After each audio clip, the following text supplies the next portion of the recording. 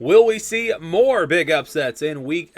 Talked about it last week, talked about how things had slowed down in the upset department. We really had not seen a lot of upsets as we had gone through the month of October, but I talked about it on the video last week, and we've talked about it many times. Once you flip the calendar over to November, the pressure starts to build. You're getting close to the end of the season. You have your playoff teams, your contenders that, the pressure starts to build for them. Same thing in the conference races as well. So you saw that last week, and we saw several upsets. So from the video last week, again, the 8 games that we put on there, 3 of them did turn out to be upsets. Louisville upset Clemson. That was on the video. Texas Tech upset Iowa State. That was on the video. And then Vanderbilt upset Auburn. That was on the video. One big upset that I did not mention last week that actually happened was Houston upsetting Kansas State. I did not see that one coming.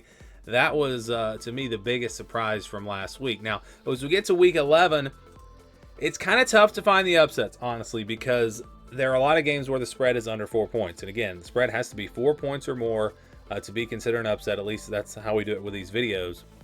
And there are games that I think could be upsets. Like, I think Ole Miss could upset Georgia, or I think, Texas Tech could upset Colorado, but the spreads are too low, so we can't use those games. So I think you're going to see upsets potentially, but maybe not upsets that qualify for this video. So again, it was tough to find games. A lot of games where the spreads are very, very low. It was like games where the spreads are really low, or games where I just did not see an upset happening. But these are the 8 games that I think are most likely to be upsets. And chances are, again, we'll probably see a couple of these turn out to be upsets. It's going to go from the least likely to most likely, in my opinion, starting with Iowa UCLA. This is actually a Friday night game, 9 o'clock Eastern time on Fox. Iowa traveling to UCLA. Iowa's favored by 5.5 points in this game on the road. You like Iowa here because of the change to Brendan Sullivan at quarterback. I think he gives their offense a boost. Their offense, by the way, has actually been way better this year than what we've seen in recent years. I think they're ranked in like 4th in the Big Ten. I mean, this is actually a pretty good offense, and of course they got a good defense. So this is a good Iowa team. I think if they'd made that quarterback change earlier, perhaps they'd be sitting there with just 2 losses or maybe even 1 loss. But UCLA is an interesting team. They just upset Nebraska. I guess that's another game. I don't know what the spread was for that one. I don't know if it would have qualified last week, but that, again, potentially was an upset that we did miss. But spread might have been pretty low in that one. Again, I can't remember. UCLA's kind of a weird team. They look terrible at the beginning of the season, but it's like they've just been getting better and better and better. So I wouldn't be surprised at all if they pulled off the upset here over Iowa. But Iowa's playing good football. So, again, this one I don't really see happening, but I think it's worth mentioning. Again, spread's only 5.5 points. We go to Saturday now. This game's at 8 o'clock Eastern time on the ACC network. Pittsburgh favored by 7.5 at home. Virginia's been a decent team. They haven't been great. They haven't been bad. I think this is more about how does Pittsburgh bounce back from the loss to SMU. If they're down from that loss, if they feel like they let the season slip away, whatever, they'd come out a little bit flat in this game. And Virginia is capable, I think, of playing with Pitt and potentially pulling off an upset. Again, the spread's only 7.5 points. So I think this is one to keep an eye on as well. Again, potentially Pittsburgh falling for the second time this season. And now the pressure is really on Pitt. Like, if they lose another game, they're not going to the college football playoff. They're not going to the ACC championship.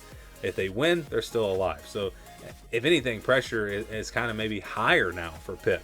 Let's go to the next game. Michigan at Indiana. This was at 3:30 Eastern time on CBS. Indiana favored by 14.5 points. Who had that before this season? Who had Indiana being favored by 2 touchdowns over the defending national champions? Indiana's been playing great. I've talked about them. I believe this is a really good team. I don't think they're being overrated. I know they haven't really picked up any big wins on their resume, but I just watching this team, I think they're the real deal. But you do wonder about the line of scrimmage, the physicality of this Michigan team. Can they win at the line of scrimmage? Can they slow this game down? Can they run the football?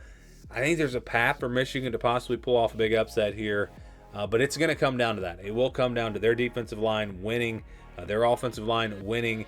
If they can do that, I think they have a chance to win this game. If they can't, if it's a stalemate up front, Indiana should win pretty big here. So that's going to be an interesting one there. Miami at Georgia Tech. This one's at noon Eastern time on ESPN.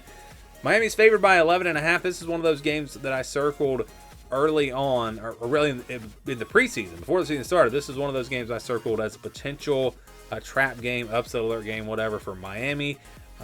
Georgia Tech's a solid football team. We know that. They've had a tough schedule, and they are 5-4. Miami, again, continues to mess around in these games. Even last week, I know they pulled away, but there was a time where you wondered if they were going to win that game.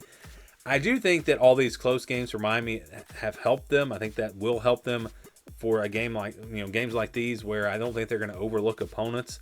But again, if Cam Ward, makes some bad decisions like he has been, I know he's been able to bail them out every time, but Georgia Tech's a good enough team that they can take advantage of that. So I think this is one to watch out for as well. Let's go to Clemson, Virginia Tech. This one's at 3:30 Eastern Time on ESPN.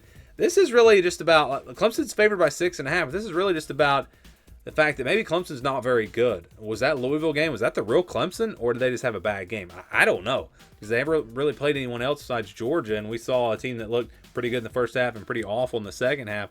So I just don't know what Clemson is. Virginia Tech should have their starting quarterback back, I believe. It's a tough place to play. Virginia Tech is that's maybe not talked about as one of those tougher places to play, but that's a good home environment. I don't know how much they'll be up for this game since the team's already lost 4 games, but I still think that's going to be a tough place to play for Clemson. And if that was the real Clemson that we saw last week against Louisville, I don't think they win this game. They're going to have to play much, much better if they're going to have a chance. So this is definitely one to watch for. Next, we've got Army, North Texas. This one's at 3:30 Eastern Time on ESPN2. Army favored by 5.5. Army has really played no one. This is probably going to be the toughest team that they have played all season. North Texas has been pretty solid. Just honestly, I don't know a whole lot about these two teams, but this one just was interesting to me. Again, talked about pressure. Army's got that 25 next to their name in the playoff rankings now. There is a real shot, this Army team, if they go undefeated, a real shot. I mean, they will. I think they will be in the college football playoff if they go undefeated because they'll have one over Notre Dame. But yeah, the pressure is starting to build for this Army team. You've got Notre Dame just around the corner. Do they overlook them?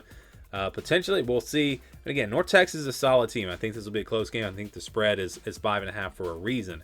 And we got BYU Utah. This one's at 10:15 Eastern Time. We actually get a late night game this week. It's on ESPN. BYU favored by 4. I think it was last week we had no late night games, which is just really weird. So BYU, again, talking about the pressure of November. They didn't play a game last week. Now they play a game. I think the fact that they were, in my opinion, disrespected by the playoff committee, though, is going to give them some extra motivation. This is a rivalry game, so they'll be motivated. But again, back to that, it is a rivalry game. And Utah, I know they're 4-4. I know they haven't looked great this year, but they've still got a decent roster, and they're playing at home, and they're capable of winning this game. So does the pressure get to BYU? Well, we see them do kind of what Iowa State did last week. That's something to watch here.